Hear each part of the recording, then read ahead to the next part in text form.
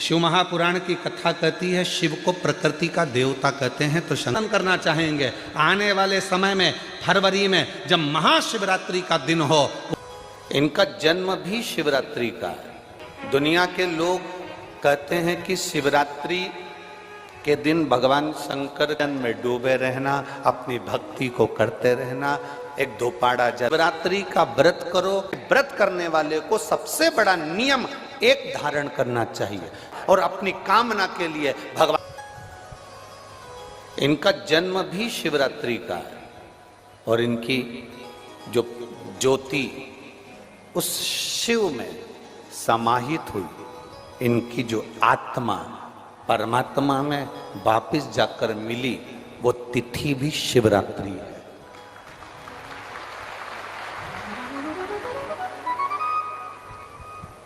वो तिथि भी शिवरात्रि। इसलिए माघ की शिवरात्रि और फाल्गुन की शिवरात्रि, ये दोनों शिवरात्रि तारा बाबा की कुटिया में एक भव्यता के रूप में मनाई जाती है। भव्यता।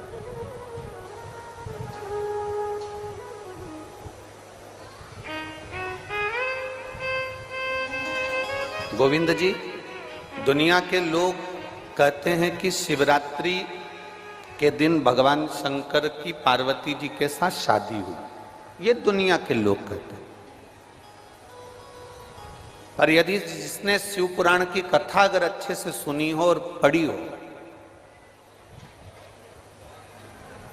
तो शिव जी की शादी की जो तारीख है वो ये नहीं है। हमने पहले भी उसका वर्णन किया। भगवान देवाधिदेव महादेव के विवाह की जो तारीख है वो वैशाख शुक्ल पंचमी, शुक्ल पक्ष की वैशाख के महीने में जो पंचमी पड़ती है, उस दिन भगवान शंकर और पार्वती जी का विवाह हुआ था। ट्रेनिंगच जमत नाही तर आता हे ये जो शिवरात्रि है, ये विवाह की रात्रि नहीं है। ये शिवरात्रि ब्रह्मा और भगवान विष्णु ने भगवान शंकर को पहचानने के लिए पृथ्वी पर भगवान शंकर के प्रथम शिवलिंग को प्रकट करा था। तो ये शंकर जी के जन्म की शिवरात्रि है, प्रागट्य की शिवरात्रि।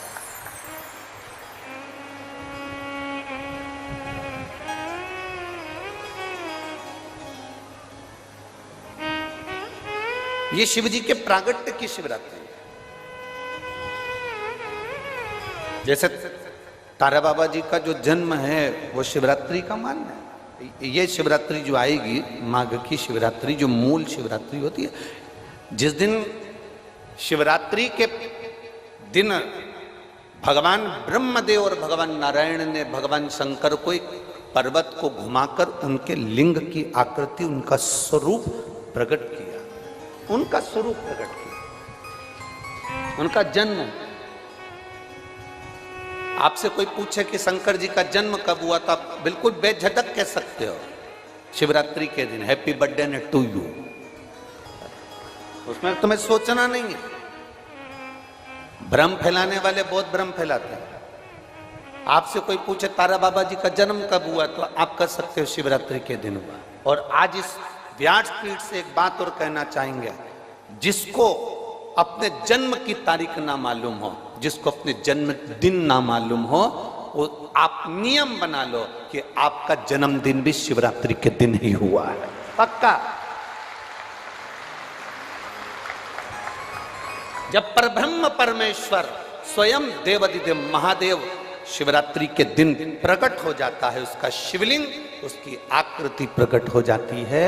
और ब्रह्मा जी ऊपर जाकर मालूम करते हैं, आकाश में बढ़ते जाते हैं, तो भी उनको शंकर भगवान के शिवलिंग का छोर नहीं मिलता। भगवान नारायण नीचे की ओर बढ़ते चले जाते हैं, पाताल की ओर, और उनके चरण नहीं मिलते, तब हार जाते हैं कि शंकर को पहचानना कठिन है।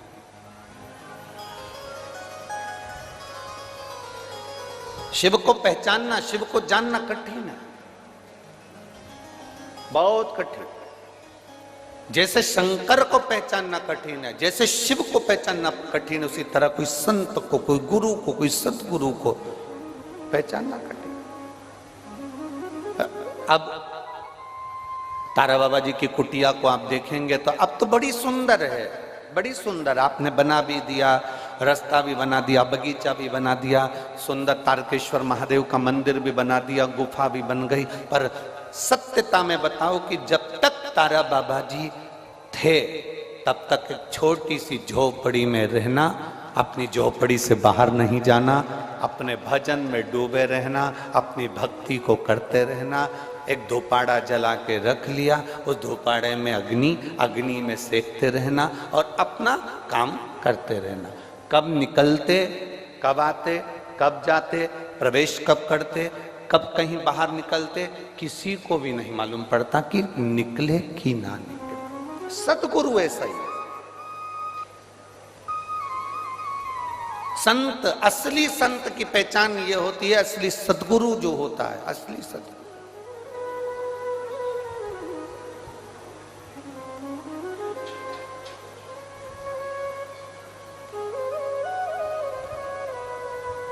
हमने यहां देखा तारा बाबा जी की कुटिया के बाहर से दर्शन कराते हैं, उनके समाधि स्थल के कराते हैं, बाहर से दर्शन, बाहर से दर्शन, समाधि स्थल का जो दर्शन कराते हैं बाहर से कराते हैं। कल रात्रि को सावन पंडित जी कह रहे थे, गुरुजी अपन इतनी सारी जगह गए, कई समाधियों पे अपन ने दर्शन करे, वहां तो बिल्कुल अंदर तक सभी को दर्शन कराते हैं, यहाँ बाहर से दर्शन कराते हैं। हमने कहा इसी को समझ कहते हैं। शिव महापुराण में एक वर्णन आता है, पशुपति नाथ का व्रत करो, 16 सोमवार का व्रत करो, सोमवार का व्रत करो, शिवरात्रि का व्रत करो, चतुर्थी का व्रत करो, तीज का व्रत करो, एकादशी का व्रत करो, पूर्णिमा का व्रत करो, आपका मन पड़े वो व्रत करो।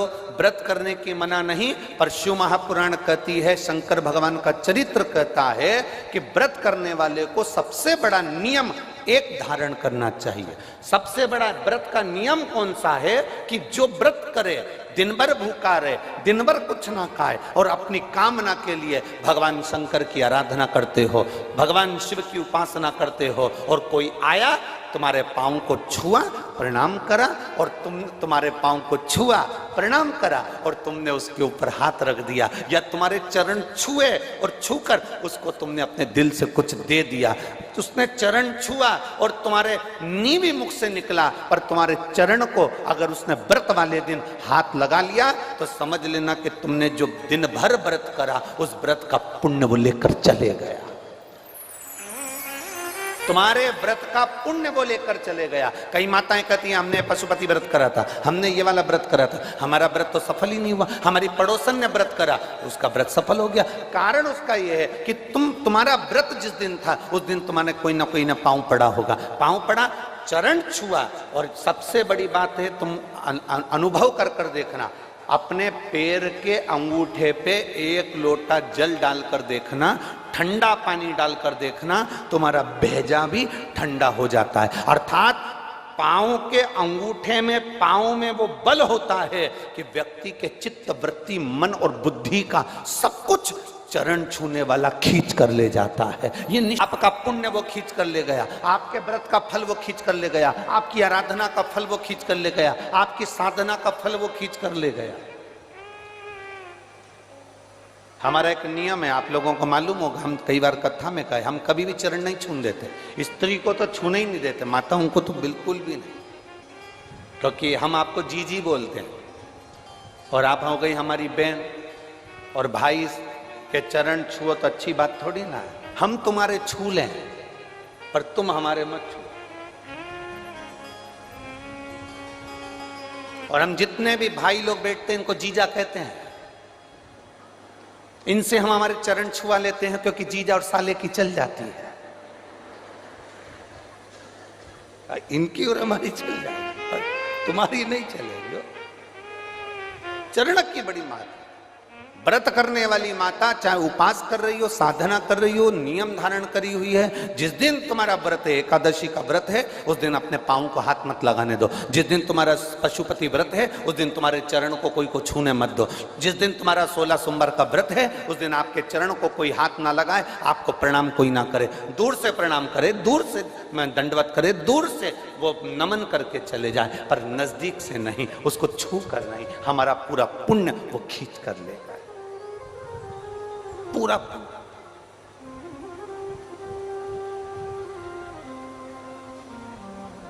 भगवान नारायण के चरण दिखते हैं, बोलो दिखते हैं कि नहीं दिखते? जम के बोलो जरा, दिखते हैं ना? भगवान ब्रह्मा जी के चरण दिखते हैं, माता लक्ष्मी के चरण दिखते हैं, भगवान ब्रह्माणी के चरण दिखते हैं, इंद्राणी के चरण दिखते हैं, गरुण देव, वरुण देव, सबके चरण दिखते हैं। केवल एक शिवलिंग, शंकर भगवान का केवल एक शिवलिंग ऐसा होता है जिसके चरण नजर नहीं आते कि इनके चरण कहां पर, चरण कहां है किसी को नहीं मालूम। वो तो अपनी तप साधना में लीन है। जो आता है जल चढ़ाता है, स्पर्श करता है, छूता है, चला जाता, छुआ चले।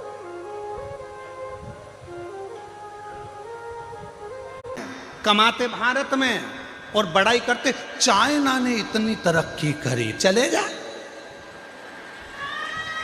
कौन मना कर?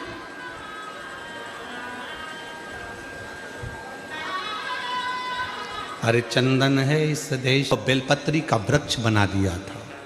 तीसरे नंबर पर जब शनि महाराज को तप करना था और तप साधना में लीन हो गए शनि महाराज, तब भगवान शंकर ने प्रसन्न होकर शनि महाराज को शमी का वृक्ष बना दिया था। चौथे नंबर पर जब माता पार्वती के मन में भाव आया कि मैं यहाँ अकेली रहूंगी काशी में, तब भगवान ने अशोक का वृक्ष प्रकट कर कर उसमें से अशोक सुंदरी को प्रकट कर दिया था। चौथा वृक्ष भी मेरे शिव जी ने लगाया था।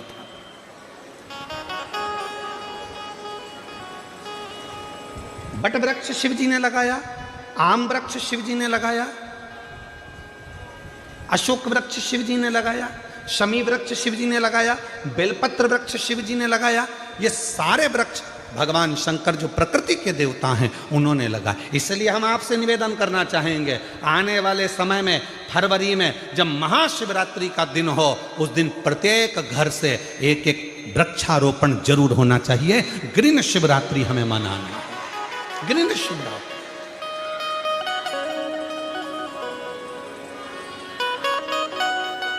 किसी ने कहा क्यों गुरुजी हम पेड़ लगाएंगे तो मालूम पड़े हमारे पास में अगर बेलपत्री का पौधा नहीं हो तो हम क्या दूसरा लगा सकते हैं? बिल्कुल आप लगा सकते हो। जो पौधा तुम्हें मिले वो तुम्हें रोपित करना है।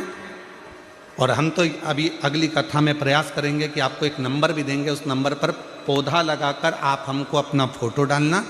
हम जैसे कथा आस्था चैनल पर चलती है तो आदि टीवी में कथा चलती रहेगी और आदि टीवी में आपके फोटो चलते रहेंगे कि किस किस ने वृक्ष लगाया है और किस किस ने प्रकृति की रक्षा के लिए ग्रीन शिवरात्रि मनाई है। हम वो भी करें। लगाओ, वृक्ष से हरी भरी कर दो इस वसुंधरा को। फिर लगाओगे सब लोग? ग्रीन शिवरात्रि मनाओगे सब लोग? हाथ उठाओ जरा, सब लगाएंगे पक्का? और अकेले नहीं लगाना, अपनी अड़ोसन पड़ोसन और पीछे वाली धड़ोसन उसको भी कहना है कि एक पेड़ जरूर लगाना। ठीक है? पक्का? हर हर। इस ग्रीन शिवरात्रि को अभी आने वाले महीने में इस शिवरात्रि को ग्रीन शिवरात्रि मनाओ। पूरी वसुंधरा को हरी भरी कर दीजिए। हर जगह आनंद ही आनंद हो, प्रकृति पूरी खुश हो, सुगंधित हो, आनंदित हो, ये भाव रखें। कितना कृपा करता है, कितनी।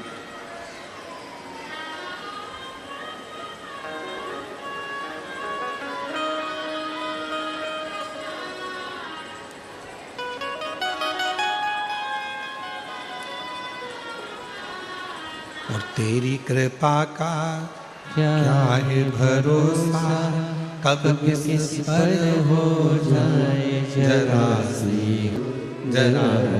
हम पर कर दो।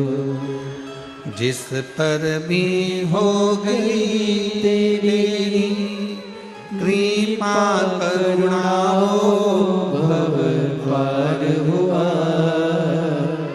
भव पार हुआ। पापी हो चाहे कितना, उसका भी बाबा उद्धार हुआ, उद्धार हुआ। गिद्ध अजान गणिका जैसे तेरे मन को भाए, जरा सी हम पर कर दो, जरा सी हम पर कर दो। तेरी कृपा का क्या है भरोसा, कब किस पर हो जाए, जरा सी हम पर कर दो, जरा सी हम पर कर दो। तो यहाँ कहा शिव पुराण ने, हमें शिव की भक्ति में तर्क में नहीं फंसना, हमें तर्क में नहीं फंसना।